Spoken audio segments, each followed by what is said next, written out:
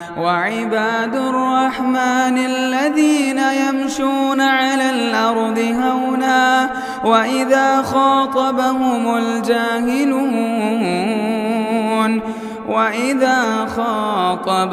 الجاهلون قالوا سلاما. السلام علیکم ورحمۃ اللہ وبرکاتہ. الحمد للہ رب العالمین والصلاة والسلام علی سید الانبیاء والمرسلین، اما بعد. اللہم صلی علی محمد وعلی آل محمد کما صلیت علی ابراہیم وعلی آل ابراہیم انک حمید مجید. اللہم بارک علی محمد وعلی آل محمد کما بارکت علی ابراہیم وعلی آل ابراہیم انک حمید مجید. محترم مصلیان کرام، ہم نے آپ کے سامنے پچھلے ایپیسوڈ میں یہ باتیں رکھے تھے کہ اللہ کے نبی صلی اللہ علیہ وسلم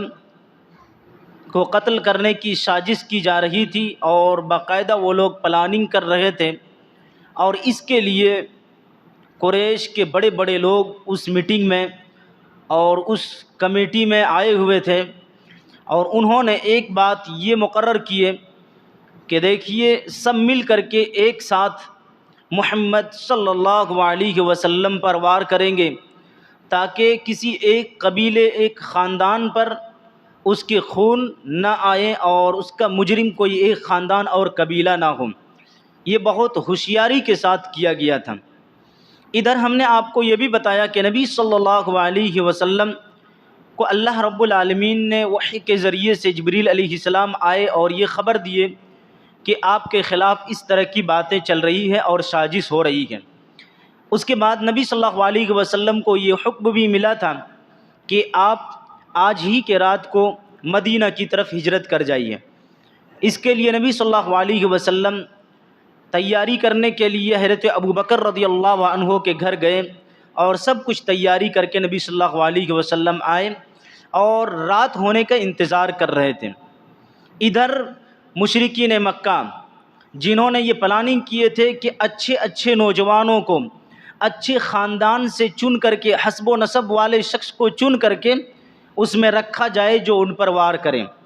اس کے لیے ابو جہل چنے گئے، عقبہ چنے گئے، امیہ بن خلف چنے گئے، اور اسی طرح سے نبی صلی اللہ علیہ وسلم کے اور بھی بڑے بڑے دشمن چنے گئے نبی صلی اللہ علیہ وسلم پر وار کرنے کے لیے اور آپ کو قتل کرنے کے لیے. نبی صلی اللہ علیہ وسلم کے تعلق سے یہ مشرکین پورے اعتماد میں تھا کہ اس پلاننگ میں ہم لوگ کامیاب ہوں گے، اور یہ جو ہم لوگوں نے سوچ کے رکھا ہے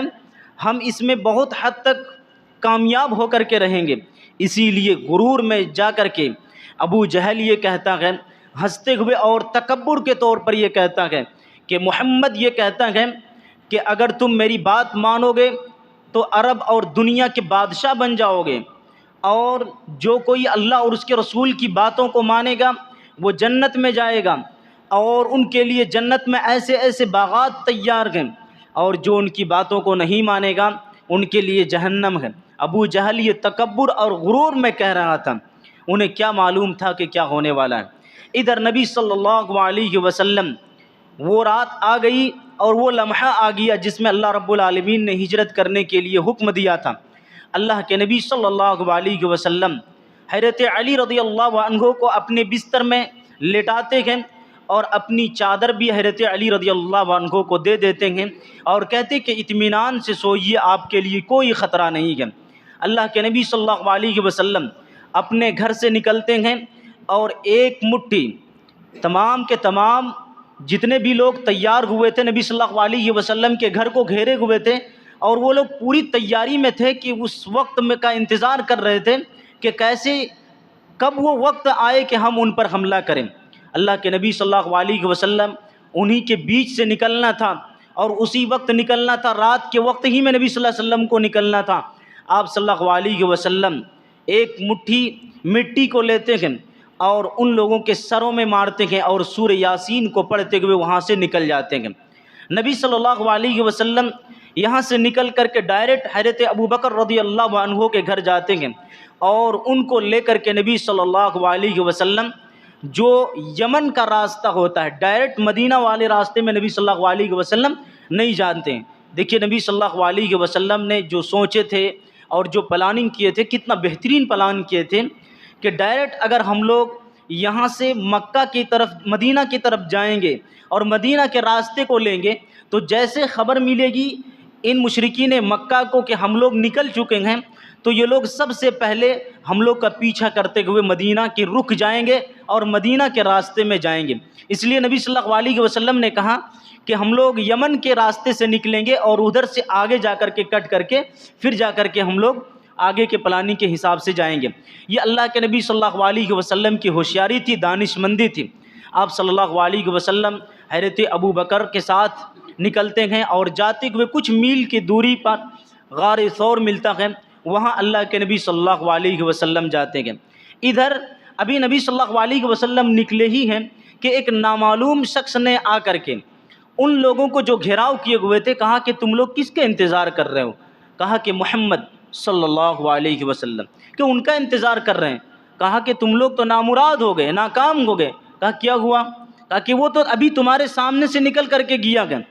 ان لوگوں نے دیکھا جا کر کے حجرے کو، نبی صلی اللہ علیہ وسلم کے کمرے میں گیا جس میں آپ صلی اللہ علیہ وسلم سویا کرتے تھے، جھانک کر کے دیکھا تو کوئی سویا ہوا ہے، اور ان لوگوں نے دیکھا یہ بھی کہ نبی صلی اللہ علیہ وسلم جس چادر کو اوڑھ کر کے سوتے ہیں وہی چادر ہے۔ تو ان لوگوں کو لگا کہ اس آدمی نے ہم لوگ کو دھوکہ دیا اور جھوٹی بات کہی ہے، اس لیے پھر یہ لوگ آرام سے آ کر کے انتظار کرنے لگے اسی وقت کا جس میں حملہ کرنا تھا۔ اور جب صبح ہوئی تو ان لوگوں نے دیکھا کہ حضرت علی رضی اللہ عنہ اٹھے ہوئے ہیں۔ یہ مشرکین مکہ نبی صلی اللہ علیہ وسلم کو وہاں پر نہیں پاتے ہیں۔ ادھر اللہ کے نبی صلی اللہ علیہ وسلم غار ثور میں پہنچ چکے ہوتے ہیں۔ نبی صلی اللہ علیہ وسلم غار ثور میں داخل ہونے سے پہلے حضرت ابو بکر رضی اللہ عنہ، دیکھیے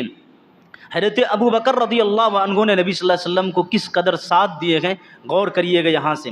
کہ حضرت ابو بکر رضی اللہ عنہ کہتے ہیں کہ اللہ کے نبی صلی اللہ علیہ وسلم آپ ابھی رک جائیے، پہلے ہم اس غار میں جاتے ہیں، اس غار میں پہلے ہم داخل ہوتے ہیں اور اس کی صفائی کرتے ہیں، اس کے بعد آپ داخل ہوئیے گا۔ حضرت ابو بکر رضی اللہ عنہ گئے اور غار کی صفائی کی اور جتنے سوراخ تھے سب کو بند کر دیے، اپنے تہبند کو پھاڑ کر کے سب کو بند کر دیے، اور 2 سوراخ بچ گئے، اس میں حضرت ابو بکر صدیق رضی اللہ عنہ اپنے پیر کو رکھ دیے اور نبی صلی اللہ علیہ وسلم اطمینان کرنے لگے، آرام فرمانے لگے۔ اتنے میں حضرت ابو بکر صدیق رضی اللہ عنہ کو کسی چیز نے ڈس لیا، جس کی وجہ سے نبی صلی اللہ علیہ وسلم بھی اس وقت آرام کر رہے تھے۔ آپ صلی اللہ علیہ وسلم بالکل اطمینان سے تھے کہ حضرت ابو بکر رضی اللہ عنہ کو جس چیز نے ڈس لیا تھا بہت تکلیف ہو رہی تھی اور آنکھ سے آنسو بھی نکل رہے تھے، تو ایک قطرہ آنسو نبی صلی اللہ علیہ وسلم کے چہرے پر پڑتا ہے، جس سے نبی صلی اللہ علیہ وسلم جاگ جاتے ہیں۔ حضرت ابو بکر رضی اللہ عنہ کو کہتے ہیں کہ کیا ہوا ابو بکر؟ کہتے ہیں کہ اللہ کے رسول کچھ نہیں، آپ سو رہے تھے اور مجھے کسی چیز نے ڈنک مار دیا اور میں نے مناسب نہیں سمجھا کہ آپ کو میں جگاؤں۔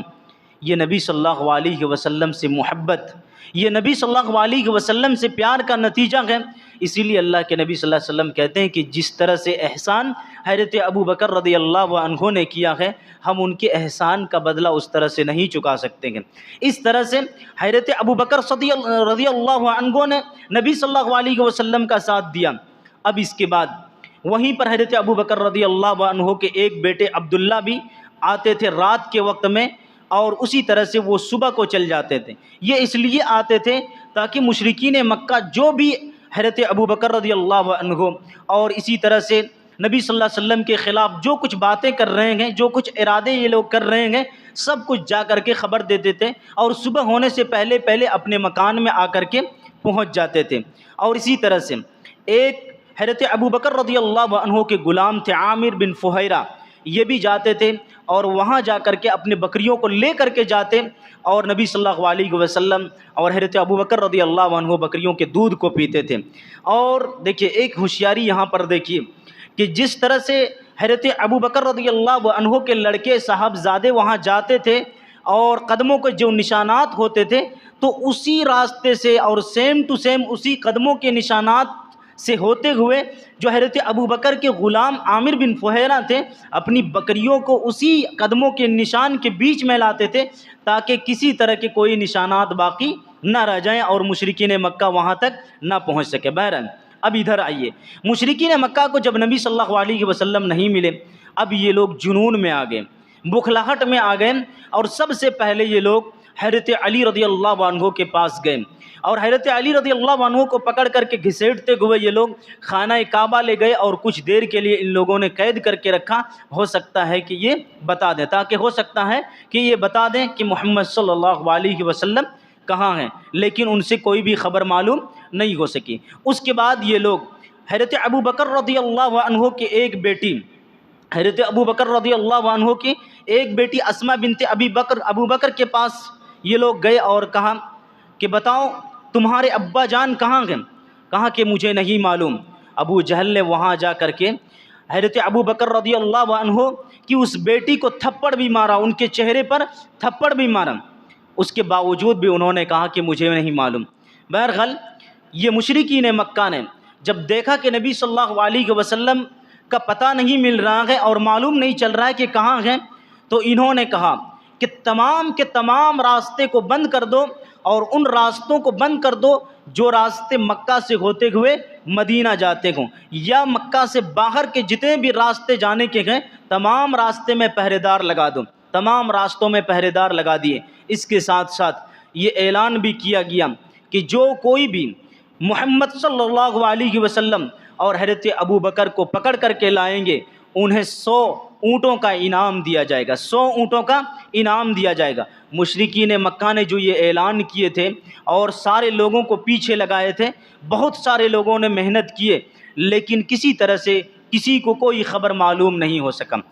کچھ لوگ ایسے بھی تھے جو نبی صلی اللہ علیہ وسلم جس غار میں تھے وہاں تک پہنچ چکے تھے۔ صحیح بخاری کی روایت کے مطابق حضرت ابو بکر رضی اللہ عنہ کہتے ہیں کہ وہ لوگ ہمارے سروں کے اوپر تھے، وہ لوگ ہمارے سروں کے اوپر تھے، اگر 1-2 قدم اور بھی ادھر سے ادھر ہوتے تو ہم لوگ کو دیکھ لیتے۔ اسی ڈر کی وجہ سے نبی صلی اللہ علیہ وسلم کو حضرت ابو بکر رضی اللہ عنہ کہتے ہیں کہ اللہ کے رسول یہ تو ہمارے بہت قریب آ چکے ہیں، اور اتنے قریب ہیں کہ اگر اپنی نگاہ کو نیچے کر کے دیکھ لے تو ہم نظر آ جائیں گے، ہم کو یہ لوگ دیکھ لیں گے۔ اللہ کے نبی صلی اللہ علیہ وسلم نے کہا کہ جن 2 لوگوں کے ساتھ ایک اللہ رب العالمین کو، ان کے بارے میں تمہارا کیا گمان ہے؟ کہنے کا یہ مطلب تھا کہ ہمارے ساتھ اللہ رب العالمین ہیں، اللہ رب العالمین کی مدد ہے۔ آگے انشاءاللہ آپ کو ہجرت کی باتیں، آگے کی باتیں آپ کے سامنے رکھیں گے۔ رب العزت سے دعا ہے اللہ تبارک و تعالی ہم تمام لوگوں کو نبی صلی اللہ علیہ وسلم سے ویسی محبت اور اطاعت کرنے کی توفیق دے جس طرح سے صحابہ کرام اور خصوصی طور پر حضرت ابو بکر صدیق رضی اللہ عنہ نے کیا۔ آمین وآخر دعوانا الحمد للہ رب العالمین۔